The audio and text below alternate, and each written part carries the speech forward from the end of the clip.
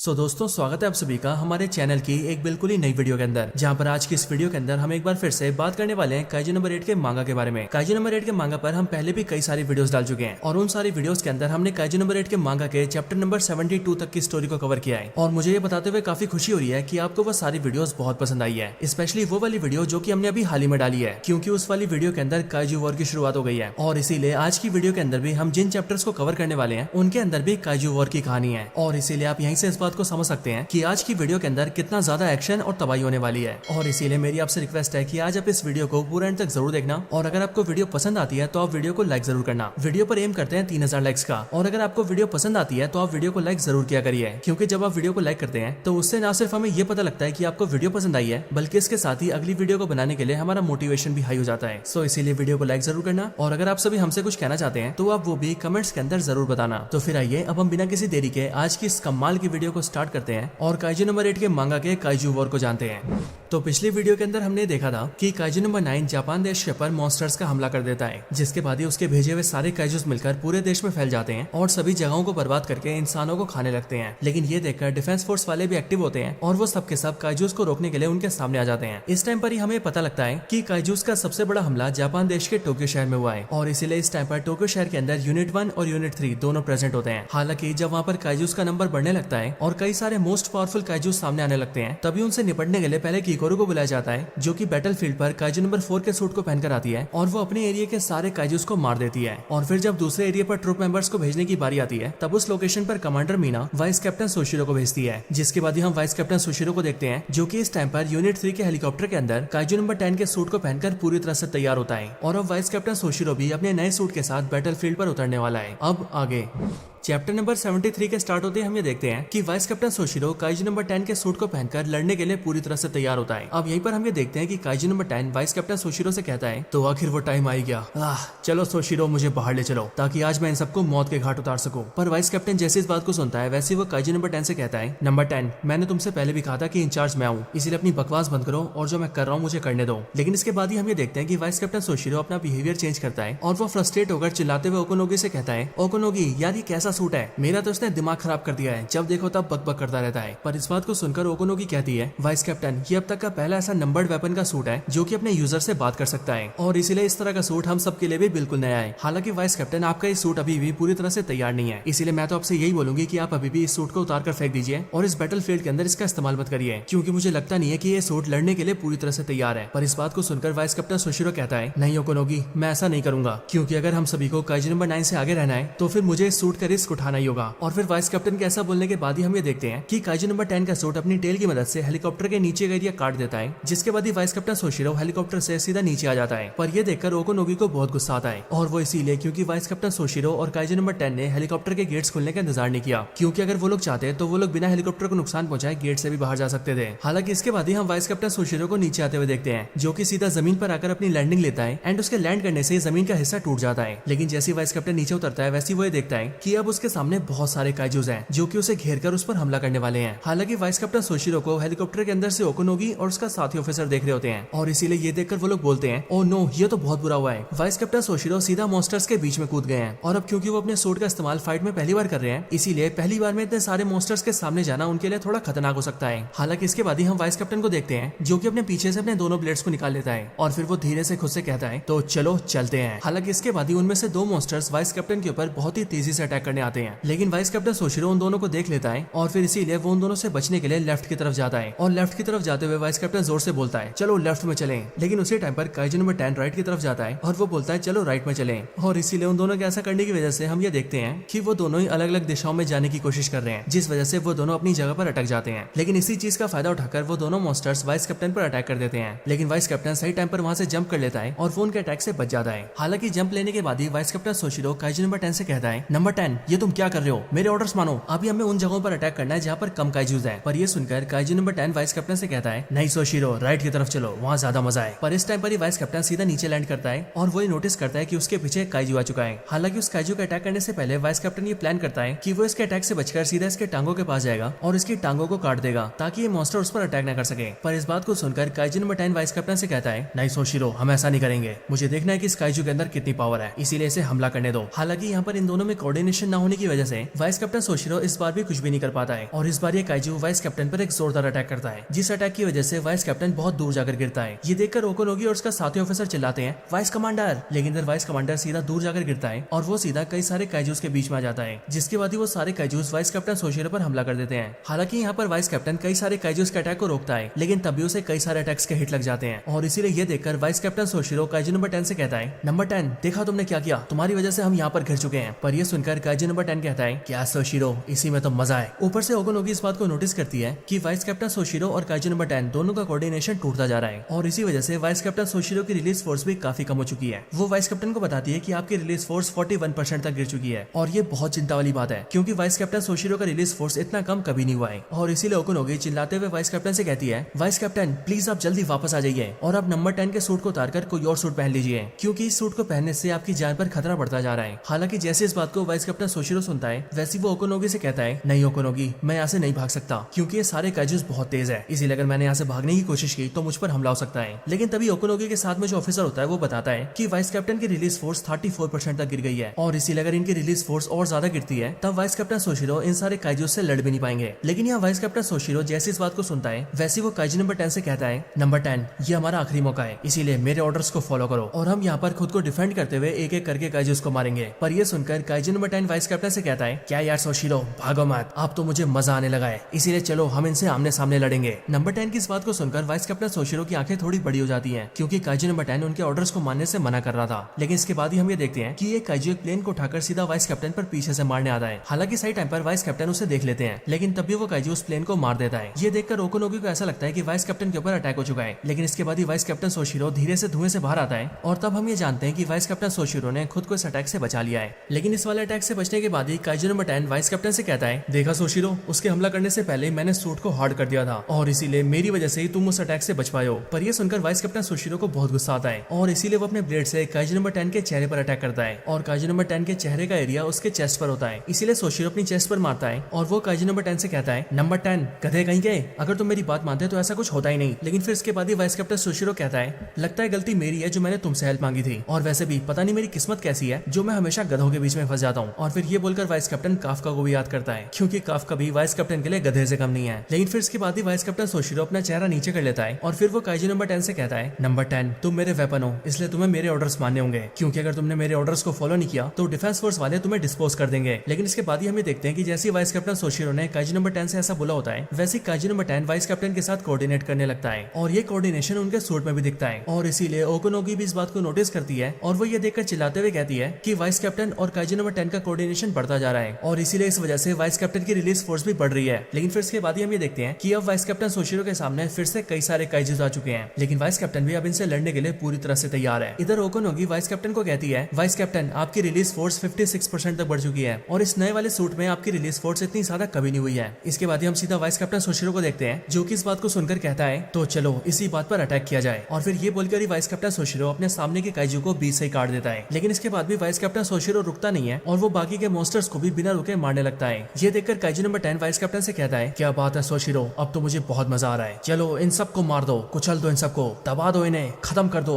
मार दो। हम ये देखते हैं कि काइजू नंबर 10 को ये सब देखकर भी बहुत मजा आ रहा होता है और फिर इसीलिए वो वाइस कैप्टन से कहता है सोशिरो थोड़े हमले मुझे भी करने दो, क्योंकि मुझे भी इन सबको मारकर मजा लेना है। पर ये सुनकर ही वाइस कैप्टन सोशिरो अपनी जगह पर खड़ा हो जाता है और वो काइजू नंबर 10 से कहता है सॉरी नंबर 10, तुम लेट हो गए हो, क्योंकि मैंने पहले इन सारे काइजूस को मार दिया है। और फिर इसके बाद ही हम ये देखते हैं कि वाइस कैप्टन के आसपास के सारे काइजूस कटकर बिखर जाते हैं। लेकिन इसके बाद भी वाइस कैप्टन सोशिरो रुकता नहीं है और वो तेजी से मूव करके दूसरे काइजूस की तरफ जाता है और फिर धीरे धीरे करके उन सब पर भी अटैक करने लगता है। इधर ओकोनोगी के साथ का ऑफिसर कहता है कि वाइस कैप्टन की रिलीज फोर्स लगातार बढ़ती जा रही है और अब उनकी रिलीज फोर्स 61% हो गई है। इधर बैटलफील्ड के अंदर हमें ऐसी पावर दिखती भी है, क्योंकि बैटलफील्ड पर वाइस कैप्टन सोशिरो अपने सामने के सारे काइजूस को बिना देखे काटने लगता है। इसीलिए जो भी उसके सामने आता है वाइस कैप्टन उसकी बॉडी के कई टुकड़े कर देता है। लेकिन इसके बाद ही वाइस कैप्टन के सामने से 2 काइजू एक बार में उस पर हमला करने आते हैं। पर ये देखकर वाइस कैप्टन नंबर 10 से कहता है ऑल राइट नंबर 10, अब तुम्हारी बारी है, तुम मुझे दिखाओ कि क्या तुम इन दोनों को एक बार में संभाल सकते हो। जो सुनकर पहले तो काइजू नंबर 10 को थोड़ा सा शॉक लगता है और वो ये सोचता है कि वाइस कैप्टन सोशिरो ने अब हमला करने के लिए उसे मौका दिया है। लेकिन फिर अगले पल वो अपने मौके का फायदा उठाता है और फिर वो अपने टेल का इस्तेमाल करते हुए उन दोनों ही मॉन्स्टर्स के हाथ को तोड़ देता है। हालांकि काइजू नंबर 10 के इस अटैक को देखकर भी वाइस कैप्टन सोशिरो से कहता है क्या यार नंबर 10, मुझे लगा तुम और तगड़ा हमला कर सकते हो। और यहाँ पर वाइस कैप्टन इस बात को काइजू नंबर 10 को चिढ़ाने के लिए कहता है, लेकिन ऊपर से ओकोनोगी इस बात को देखती है और वो कहती है आखिर वाइस कैप्टन ऐसा क्यों कर रहे हैं। वो काइजू नंबर 10 को चिढ़ा रहे हैं और इसीलिए अगर काइजू नंबर 10 को गुस्सा आ गया तो इससे उन दोनों का कोऑर्डिनेशन बिगड़ सकता है। लेकिन तभी ओकुनोगी के बगल वाला ऑफिसर ये बताता है नहीं ऐसा बिल्कुल नहीं हो रहा है, बल्कि अभी भी इनकी रिलीज फोर्स बढ़ती जा रही है और अब वाइस कैप्टन की रिलीज फोर्स 70% से भी ऊपर जा चुकी है। और इसीलिए इस बात को सुनकर ओकुनोगी को भी भरोसा नहीं होता है। लेकिन इसके बाद ही हम वाइस कैप्टन को देखते हैं जो कि अब अपने सामने कई सारे काइजूस को देखता है, लेकिन उन सारे काइजूस में से एक काइजू काफी बड़ा और अलग दिखता है और इसीलिए वाइस कैप्टन ये समझ जाता है कि हो ना हो वही इन सब का मास्टर है और फिर इसीलिए उसे मारने के लिए वाइस कैप्टन अपनी पोजीशन लेता है और सीधा भागते हुए उन सबको मारने के लिए जाता है। पर यह देखकर ओकुनोगी के साथ का ऑफिसर कहता है कि वाइस कैप्टन की रिलीज फोर्स और ज्यादा बढ़ गई है और अब रिलीज फोर्स टोटल 77% हो चुकी है। इसके बाद ही हम वाइस कैप्टन सोशिरो को देखते हैं जो कि अब फाइट के अंदर होशिना स्टाइल ब्लेड कटिंग टेक्निक का फर्स्ट फॉर्म यूज करता है और इसके इस्तेमाल से सारे मॉन्स्टर्स को मारने लगता है। और हम ये देखते हैं कि इस टेक्निक के एक एक अटैक से सारे मॉन्स्टर्स कट के बिखरने लगते हैं। हालांकि यहाँ पर वाइस कैप्टन सोशिरो इन सारे छोटे मोटे काइजूस को मार देता है और अब उसके सामने मेन मॉन्स्टर होता है और इसलिए उसे मारने के लिए वाइस कैप्टन अपनी फाइटिंग टेक्निक का 6th फॉर्म एक्टिवेट करता है। लेकिन 6th फॉर्म के एक्टिवेट करते ही हम ये देखते हैं कि वाइस कैप्टन की पूरी बॉडी में पावर्स और ज्यादा बढ़ने लगती है। इस चीज को काइजू नंबर 10 भी फील करता है और इसीलिए वो अपने मन में कहता है क्या बात है, ये पावर कितनी ज्यादा है, मुझे ये पावर्स फील हो रही है और मुझे ऐसा लग रहा है कि इससे मेरे मसल्स फटते जा रहे हैं, लेकिन ये पावर सच में बहुत ज्यादा है। और फिर इसके बाद ही हम वाइस कैप्टन को देखते हैं जो कि अगले पल होशिना स्टाइल ब्लेड कटिंग टेक्निक का 6th फॉर्म यूज करता है और इस टेक्निक की मदद से उस मेन मॉन्स्टर के ऊपर स्टार्टर अटैक करता है, जिसके बाद वाइस कैप्टन के इस हमले की वजह से उस मॉन्स्टर की बॉडी के सारे पार्ट्स कई हिस्सों में कट जाते हैं और इस तरह से वाइस कैप्टन उस एरिया के सारे मॉन्स्टर्स को मार देता है। इधर ऊपर से ओकुनोगी इस बात को नोटिस करती है और इसीलिए वो इस खबर को डिफेंस फोर्सेस के अंदर सबको बताती है। ओकुनोगी सबसे कहती है कि चोफू एयरपोर्ट अब पूरी तरह से सिक्योर है और वाइस कैप्टन सोशिरो ने यहाँ के सारे काइजूस को मार दिया है। इसके बाद ही हम यहीं पर ही वाइस कैप्टन सोशिरो को देखते हैं जो कि अब बिल्कुल सीरियस होकर खुद से कहता है तो चलो अब बाकी के मॉन्स्टर्स को मारा जाए। लेकिन वाइस कैप्टन जैसे इस बात को बोलता है वैसे काइजू नंबर 10 वाइस कैप्टन से कहता है हाँ सोशिरो चलो अब इसके बाद हम सीधा ट्रूप मेंबर से फाइट करते हैं। पर ये बात सुनते ही वाइस कैप्टन को गुस्सा आता है और वो चिल्लाते हुए नंबर 10 से कहता है गधे मॉन्स्टर तुम क्या पागल हो गए हो क्या, हम ट्रूप मेंबर से फाइट क्यों करेंगे, वो तो हमारे साथी हैं, हमें तो मॉन्स्टर से फाइट करनी है। पर इस बात को सुनकर नंबर 10 कहता है यार सोशिरो मैं इन सारे मॉन्स्टर से लड़के बोर हो गया हूँ, अब मुझे किसी और से फाइट करनी है। पर ये सुनकर वाइस कैप्टन को और गुस्सा आता है और वो चिल्लाते हुए नंबर 10 से कहता है तू क्या छोटा बच्चा है क्या जो बोर हो गया है, चुपचाप से अपनी बकवास बनकर और मेरे साथ चल। इधर हम ये देखते हैं कि वाइस कैप्टन और काइजू नंबर 10 की इन सारी हरकतों को ओकुनोगी भी देख रही होती है और इसीलिए ये सब देखकर उन्हें बहुत अजीब लगता है और वो ये सोचने लगते हैं कि आखिर वाइस कैप्टन और नंबर 10 ये क्या हरकतें कर रहे हैं। लेकिन इसके बाद ही ओकुनोगी मॉनिटर में देखती है जहाँ पर उसे पता लगता है कि अब वाइस कैप्टन सोशिरो 77% तक रिलीज फोर्स को एक्टिवेट कर चुका है और इसी ओकुनोगी अपने मन में सोचती है कि वाइस कैप्टन ने बहुत ज्यादा रिलीज फोर्स एक्टिवेट कर लिया है। लेकिन हाँ अगर अभी भी इनकी रिलीज फोर्स बढ़ती गई और उन्होंने 90% तक रिलीज फोर्स को एक्टिवेट कर लिया तो उसके बाद ही वाइस कैप्टन सोशिरो की पावर्स अलग लेवल पर चली जाएंगी। इसके बाद ही हम सीधा कुरोसो को देखते हैं जो कि ऑपरेशन रूम के अंदर से यूनिट 1 के कमांडर जैन नारुमी और वाइस कमांडर हासेगावा दोनों को इन्फॉर्मेशन देता है कि वाइस कैप्टन सोशिरो ने चोफू एयरपोर्ट के सारे काइजूस को मार दिया है। हम ये देखते हैं कि जैसे इस बात को नारुमी सुनता है वैसे उसके चेहरे के 12 बज जाते हैं क्योंकि as of course Narumi vice captain Soshiro को पसंद नहीं करता है। लेकिन दूसरी साइड जैसी हासेगावा इस बात को सुनता है वैसी वो नारुमी से कहता है नारुमी अब हमने सारे एरियाज को सिक्योर कर लिया है और इसीलिए अब सिर्फ और सिर्फ ओइजुमी एरिया बाकी है। पर यह सुनकर नारुमी उससे पूछता है कि आखिर उस एरिया का इंचार्ज कौन है, जो सुनकर हासेगावा नारुमी को बताता है कि ओइजुमी एरिया को प्लाटून लीडर शिनोम और उसके साथी ट्रुप मेंबर संभाल रहे हैं। अब इसके बाद ही सीन शिफ्ट होता है और हम सीधा ओइजुमी एरिया के अंदर शिनोम और उसके साथियों को देखते हैं। असल में यहाँ पर हम ये देखते हैं कि इस पूरे एरिया में कई सारा ट्रैफिक जाम हो चुका है और यहाँ के सिविलियंस अभी भी इस एरिया से बाहर नहीं निकल पाए हैं। हालांकि इसके बाद ही कुरोसो जैन नारुमी और हासेगावा को बताता है कि ओइजुमी एरिया की कंडीशन काफी खराब है क्योंकि यहाँ पर न सिर्फ अभी भी सिविलियंस फंसे हुए हैं बल्कि इसके साथ ही उस एरिया के अंदर 6 बहुत बड़े बड़े काइजूस आ चुके हैं। इधर इस एरिया के अंदर हम प्लाटून लीडर शिनोम को देखते हैं जो कि इन सारे काइजूस को देखते हुए कह रही होती है डैम इट, ये सारे काइजूस तो बहुत सारे हैं और हम एक बार में सिर्फ एक ही काइजू को संभाल सकते हैं क्योंकि ये सारे काइजूस बहुत बड़े और पावरफुल है। लेकिन जैसे शिनोम ऐसा बोलती है वैसे उसके वायरलेस पर उसे किसी की आवाज आती है और वो आवाज होती है काफका की, जो कि प्लाटून लीडर शिनोम से कहता है कि अगर वो चाहे तो काफका को फाइट के अंदर इस्तेमाल कर सकती है। लेकिन प्लाटून लीडर शिनोम काफका की इस बात को सुनकर उसे मना कर देती है और वो काफका से कहती है काफका मैं तुम्हारी रिक्वेस्ट को नहीं मान सकती और अभी मुझे तुम्हें इस लड़ाई से बाहर ही रखना होगा क्योंकि काइजू नंबर 9 के अगेंस्ट तुम ही हमारा सबसे बड़ा वेपन हो। वैसे भी काफका जब पिछली बार तुम काइजू बन रहे थे तो काइजू नंबर 9 ने तुम्हारी लोकेशन को ट्रैक कर लिया था और इसीलिए हो सकता है कि इस टाइम पर भी वो तुम पर हमला करने की तलाश में हो और हम यहाँ पर ये रिस्क बिल्कुल नहीं ले सकते क्योंकि हो सकता है कि जैसे तुम ट्रांसफॉर्म हुए वैसे काइजू नंबर 9 तुम्हें ढूंढ ले और वैसे भी काफका तुम हमारी आखिरी उम्मीद हो और इसीलिए हमें तुम्हारी जरूरत उस टाइम पर सबसे ज्यादा होगी जिस टाइम पर हमारा सामना काइजू नंबर 9 से होगा। हालांकि इसके बाद ही हम ये देखते हैं कि उस एरिया के अंदर जो 6 बड़े बड़े मॉन्स्टर्स होते हैं उनमें से एक मॉन्स्टर अपनी बॉडी को फुलाने लगता है और देखते ही देखते उसकी बॉडी और उसका पेट का एरिया बहुत ज्यादा मोटा हो जाता है। लेकिन फिर अगले पल वो अपने मुंह से किसी चीज को फायर करता है जो चीज बहुत दूर जाकर गिरती है और उस जगह पर बहुत बड़ा धमाका होता है। इस बड़े से हमले को काफका भी देखता है और इसीलिए उसे ये देखकर बहुत गुस्सा आ रहा होता है और वो इन सारे काइजू से फाइट करने के बारे में सोच रहा होता है। हालांकि यहाँ पर काफका, प्लाटून लीडर शिनोम और बाकी सारे ट्रूप मेंबर्स ये सोच ही रहे होते हैं कि वो लोग इन सारे काइजूस का कैसे सामना करेंगे। लेकिन इतने में ही उन सबको वायरलेस पर किसी की आवाज आती है और ये आवाज होती है यूनिट 3 की कमांडर मीना शिरो की, जो कि सबसे कहती है चिंता मत करो, अब सब कुछ मैं संभाल लूंगी, तुम सबके सब वेस्ट और साउथ वेस्ट में चले जाओ। और फिर इसके अगले पल हम मीना शिरो को देखते हैं जो कि अब हमला करने के लिए पूरी तरह से तैयार होती है। लेकिन इधर प्लाटून लीडर शिनोम ये सोच रही होती है कि आखिर कमांडर मीना तो इस टाइम पर ताचिगावा बेस में है और वो ताचिगावा बेस इस लोकेशन से 20 किलोमीटर दूर है, तो आखिर ऐसे में कमांडर मीना इन मॉन्स्टर से कैसे सामना करेंगी। लेकिन वो ऐसा सोच रही होती है कि तभी वो देखती है कि उन 6 बड़े बड़े मॉन्स्टर्स में से एक बड़े मॉन्स्टर पर एक बहुत ही बड़ा हमला होता है और उस अटैक से उसकी पूरी बॉडी फट जाती है। इस अटैक को देखकर शिनोम की आंखें फट जाती हैं और वो चौंकते हुए खुद से कहती है, क्या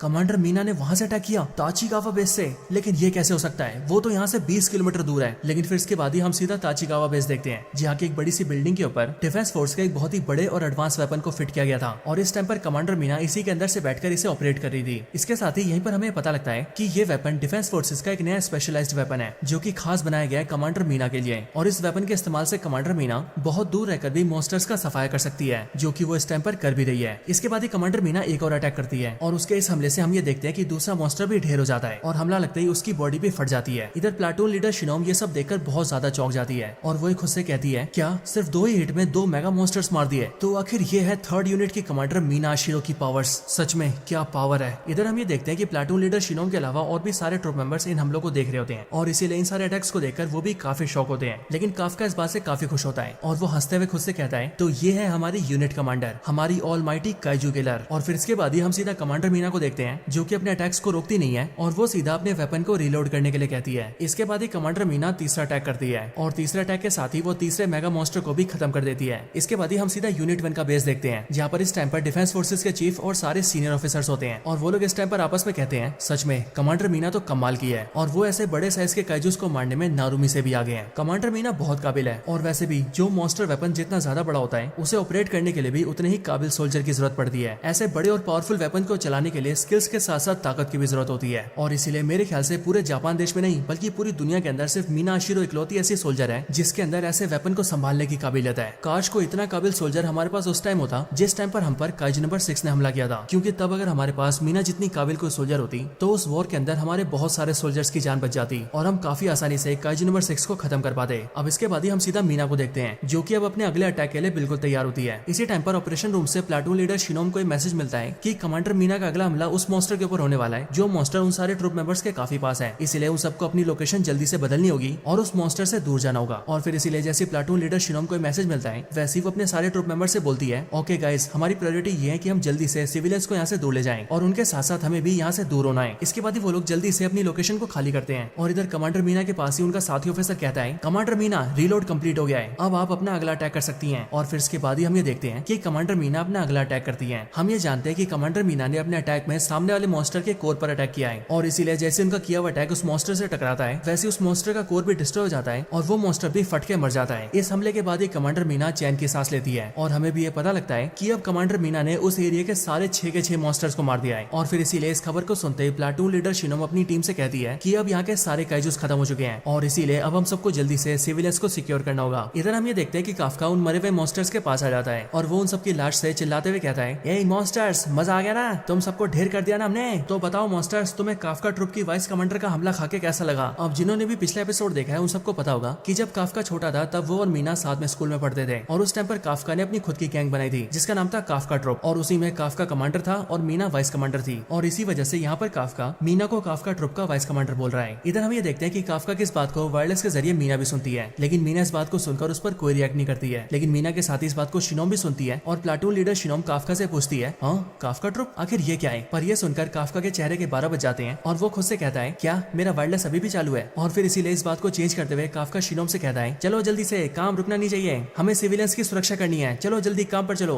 हालांकि इसके बाद ही सीन शिफ्ट होता है और हम सीधा ऑपरेशन रूम के अंदर ऑफिसर कुरुसु को देखते हैं। कुरुसु मॉनिटर के ऊपर इस बात को नोटिस करता है कि अब धीरे धीरे करके हमने बहुत सारे काइजूस को मार दिया है, इसीलिए ज्यादातर एरियाज काइजू फ्री हो चुके हैं। कुरुसु इस बात को नारुमी, हासेगावा और कीकोरू को बताता है, लेकिन जैसे वो लोग इस बात को सुनते हैं वैसे कीकोरू के मन में डाउट आता है और इसीलिए कीकोरू नारुमी से कहती है, नहीं मुझे कुछ तो गड़बड़ लग रही है, काइजू नंबर 9 ने इतना बड़ा हमला प्लान किया और इसके काइजूस इतने आसानी से हार गए, ऐसा तो बिल्कुल नहीं हो सकता, जरूर कुछ तो गड़बड़ है। और फिर इसके बाद हम नारुमी को देखते हैं जो कि खुद भी कीकोरू की बात से एग्री करता है और उसे भी इन सब में काफी गड़बड़ लगती है। इसके साथ ही हम हासेगावा को देखते हैं और जैसी हासेगावा भी इस बात को सुनता है वैसी वो भी वायरलेस में कहता है, हाँ बात तो सही है, कुछ तो बहुत अजीब है। और फिर इस बात को सुनकर नारुमी कहता है, हाँ तुमने बिल्कुल सही कहा, हो ना हो काइजू नंबर 9 किसी और चीज के पीछे है और ये सब कुछ उसने हमारा ध्यान भटकाने के लिए किया है। और फिर इसके बाद ही सीन शिफ्ट होता है और हम सीधा काइजू नंबर 9 को देखते हैं, जो कि इस टाइम पर शहर के एक बहुत बड़े टावर के ऊपर खड़ा होता है। यहाँ पर काइजू नंबर 9 को देखकर हमें पता लगता है कि इस पूरे काइजू वॉर का मास्टरमाइंड काइजू नंबर 9 है, जो कि दूर रहकर ही सारे काइजूस को शतरंज के प्यादों की तरह इस्तेमाल कर रहा है। लेकिन अब काइजू नंबर 9 इस वॉर के अंदर अपनी सबसे बड़ी चाल चलने वाला है। यहाँ पर काइजू नंबर 9 खुद से कहता है तो काइजू नंबर 8 अभी तक यहाँ पर नहीं आया है, ये तो अजीब बात है। लेकिन हाँ, उसके अलावा बाकी सारी चीजें प्लान के मुताबिक चल रही हैं और ये सारे प्यादे अब मेरे शिकार बनने वाले हैं। और फिर इसके बाद ही हम सीधा बैटलफील्ड में देखते हैं, जहाँ पर हमें कई सारे डिफेंस फोर्सेस के ट्रूप मेंबर्स दिखते हैं। यहाँ पर इन सबके पैरों के पास ही बहुत सारा पानी आ जाता है। ये देखकर वो लोग ये सोचने लगते हैं कि आखिर यहाँ पर इतना पानी कैसे आ सकता है। लेकिन अगले पल वो लोग नोटिस करते हैं कि उनके आसपास जितने भी गटर के ढक्कन हैं वो सभी पानी के प्रेशर से निकल चुके हैं और उनके हटते ही पानी बहुत तेजी से बाहर निकल रहा है। इसके बाद ही हम सीधा ऑपरेशन रूम में ऑफिसर कुरुसो को देखते हैं, जो कि अपने मॉनिटर पर किसी चीज को देखकर बहुत ज्यादा चौंक जाता है। लेकिन अगले पल वो चिल्लाते हुए सारे ट्रूप मेंबर से कहता है कि सुमिडा वार्ड के अंदर एक मेगा मॉन्स्टर डिटेक्ट हुआ है और ये मेगा मॉन्स्टर एक डाइकाइजू है। हम ये देखते हैं कि कुरुसो की इस बात को नारुमी भी सुनता है। लेकिन अगले पल नारुमी जहाँ पर खड़ा होता है उसके पास की जमीन टूटने लगती है और जमीन के अंदर से एक बहुत ही बड़ा डाइकाइजू निकलता है, जिसे देखकर नारुमी कहता है तो लगता है काइजू नंबर 9 ने अपने खेल को शुरू कर दिया है। लेकिन ऑपरेशन रूम के अंदर से कुरुसो इस मॉन्स्टर की रीडिंग देखता है और वो चिल्लाते हुए नारुमी को बताता है कि इस डाइकाइजू का रेजिलेंस 9.0 है और इसीलिए ये वाला काइजू काइजू नंबर 10 जितना पावरफुल है। लेकिन फिर इसके बाद ही नारुमी कहता है तो काइजू नंबर 9 मेरे ऊपर अटैक करवा रहा है, जिसका मतलब वो मेरे पीछे है। लेकिन जैसे ही नारुमी ऐसा बोलता है वैसे उसके वायरलेस पर उसे कीकोरू की आवाज आती है, जो कि नारुमी से कहती है कमांडर लगता है आप अकेले नहीं है, क्योंकि एक डाइकाइजू मॉन्स्टर मेरे सामने भी है। और फिर हम ये देखते हैं कि कीकोरू के सामने भी एक मॉन्स्टर आ चुकी है और ये वही मॉन्स्टर होती है जिसने की टोक्यो शहर के अंदर लोगों को मार के काइजू वॉर की शुरुआत की थी। और यहाँ पर हमें पता लगता है कि ये वाली मॉन्स्टर हूबहू कीकोरू की तरह दिखती है। लेकिन इसके ठीक बाद ही वाइस कैप्टन सोशिरो भी वायरलेस के जरिए मैसेज देता है और वो भी सबको बताता है कि उसके सामने भी एक डाइकाइजू आ चुका है और इसीलिए इस पर वाइस कैप्टन कहता है गाइज एक डाइकाइजू मेरे भी सामने है। इधर हम फिर से ऑपरेशन रूम के अंदर कुरुसो को देखते हैं, जो कि ये सब देखकर शॉक रह जाता है और वो चिल्लाते हुए कहता है नहीं, आखिर ऐसा कैसा हो सकता है? 3 पावरफुल डाइकाइजू लेवल के मेगा मॉन्स्टर्स और इन तीनों का रेजिलेंस 9.0 है। ये तीनों डाइकाइजू तो हद से ज्यादा पावरफुल है। लेकिन फिर इसके बाद ही कुरुसो को अपने सामने कुछ ऐसा दिखता है जिसे देखकर कुरुसो के चेहरे से पसीने निकलने लगते हैं, क्योंकि कुरुसो ये देखता है कि अब टोक्यो शहर के अंदर कई सारे डाइकाइजू अपीयर हो चुके हैं और ये सारे डाइकाइजू टोटल 5 है। और इसीलिए उन सबको देखकर कुरुसो कहता है शहर के अंदर कई सारे डाइकाइजू आ चुके हैं और इन सबको देखकर लगता है कि ये सारे डाइकाइजू नंबर्ड काइजूस के लेवल के हैं, जिसका मतलब ये लोग हैं monster number 11, number 12, number 13, number 14 और आखिर में मॉन्स्टर नंबर 15। और फिर जैसे हम मॉन्स्टर नंबर 15 को देखते हैं वैसे वो भी धीरे से खुद को ट्रांसफॉर्म करती है और वो कीकोरू से कहती है कीकोरू शिनोमिया मैंने तुम्हें ढूंढ ही लिया। सो दोस्तों अब कहानी एक बहुत ही रोमांचक भरे मोड़ पर आ चुकी है, क्योंकि डिफेंस फोर्सेस के अंदर जो भी ट्रूप मेंबर सबसे पावरफुल है काइजू नंबर 9 ने उन सब के ऊपर ही नंबर्ड काइजूस को छोड़ दिया है और ये सारे नंबर्ड काइजूस एक्सट्रीमली पावरफुल है और इन सब का रेजिलेंस 9.0 है। सो इसीलिए दोस्तों अब आगे क्या होने वाला है? क्या हमारे ट्रूप मेंबर्स इन सारे नंबर्ड काइजूस को मार पाएंगे या फिर आज के दिन ये नंबर्ड काइजूस लाशों का ढेर बिछाने वाले हैं? और सबसे बड़ी बात, इन सब की आड़ में काइजू नंबर 9 क्या करने वाला है? तो दोस्तों अगर आपको इन सारे सवालों के जवाब जानने हैं तो आपको हमारे साथ काइजू नंबर 8 के मांगा की अगली वीडियो देखनी पड़ेगी, क्योंकि उसी वीडियो के अंदर आपके सारे सवालों के जवाब है। और हाँ, वो वीडियो भी बहुत ही जल्द आ जाएगी। लेकिन तब तक के लिए this is the end of the video.